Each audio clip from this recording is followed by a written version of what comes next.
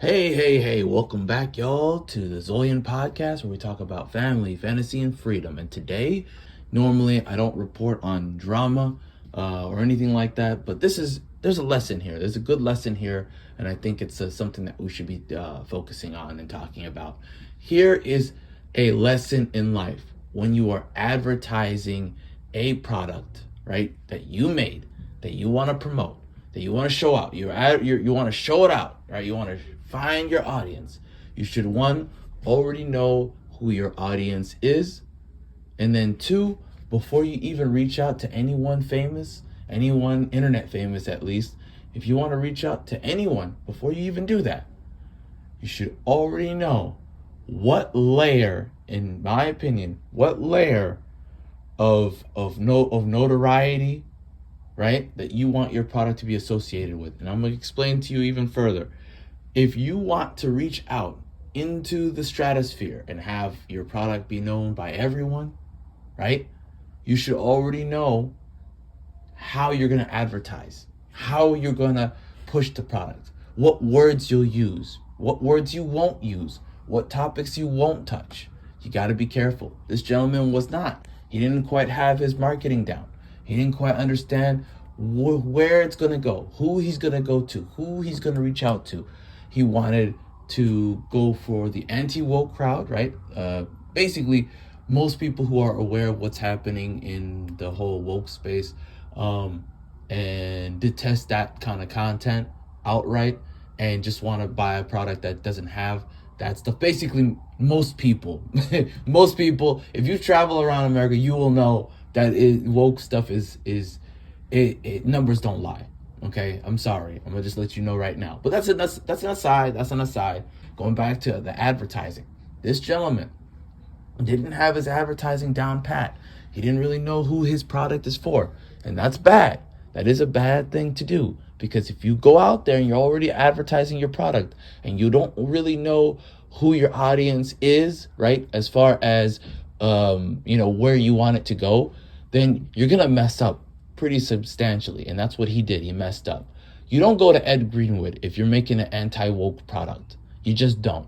You're not gonna go to any creator who's not already out there anti-woke. You're not sending it out to them. You're going to straight up full-blown anti-woke people, anti-woke content creators, and you're showing them the product and seeing if they're interested in promoting it. If they are, great. If they're not, no big deal.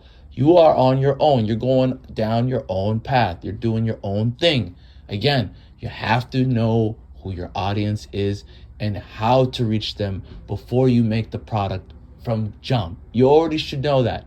Unless you're okay with it just being a passion project that's not going to make too much money, you should already have an idea of who you're going to go to, who you're going to reach out to, what the audience is, where the audiences are located, right, where they congregate.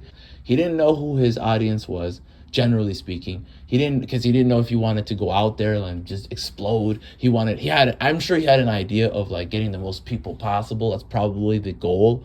But again, that's not how you do it. The content has to already match what you're trying to reach out to. Like, the message has to be clean if you want to reach a wide audience. It has to be sterile. There's a reason why these big corporations don't have a lot of edgy content, because they already know that if they want to reach a big audience, they're going to have to clean it up. That's why a lot of content doesn't stand for nothing. That's why a lot of products don't stand for nothing. They just don't feel like there's a soul there, because edge, is an aspect. It is a pillar of the soul. It is a pillar of your art. It's a pillar of your personality. You're going to have an aspect to you that offends other people. That's just life. People's cultures are different. Okay, what may be offensive to you may not be offensive to me. What may be offensive to me may not be offensive to you, etc., etc., etc. Right? Cultures are not all gonna be compatible. Okay, that's why I always laugh when I see people doing the same thing. They try and do the same thing that they do in America and other countries, and they get thoroughly trounced, because you can't just do whatever you want in every country around the world. That's just not how it is. For good and for ill. There's situations where it's good. There's other situations where it's bad. It's contextual. So back to my main point, this guy, he learned a lesson, in my opinion. Well, maybe he didn't learn the lesson, but this is a lesson from me to you. Learn who your audience is going to be before you make something. Make the thing, right, with them in mind. Then look at the message that you want to put out there for the advertising. Envision who you're sending that to already.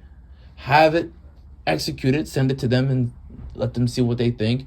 If they promote it, now you know that the product you're promoting and the tweets you're putting out there associated with the product is going to be clean. Again, I'm not saying you're capitulating to the mob. I'm not saying be some sort of, sterile product. I'm not saying that. I'm saying if you already have a vision for who you are advertising to, make sure your advertising and your content matches the audience, right?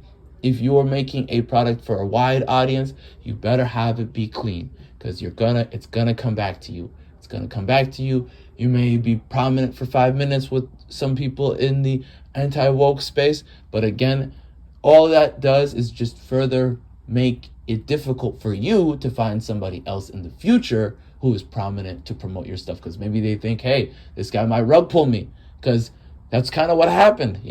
Ed Greenwood was promoting it, minorly. He kind of retweeted the thing, and people found other tweets and were like, this guy is not a good guy. We don't like him, and Ed Greenwood had to do the whole, well, you see the thing here. But yeah, he got on that soapbox so fast. He said, excuse me, guys, I apologize. Here's a video of me apologizing. It is what it is. Again, that's not a criticism of the guy trying to promote his product. You know what I mean? That's just a criticism of like how to execute. It was poorly executed. Lots of lessons learned from me. I was watching that and I went, wow, this is definitely not what to do. And I thought it'd be helpful for you. Let me know what you think in the comment section below. Appreciate your time. Have a great day. Bye.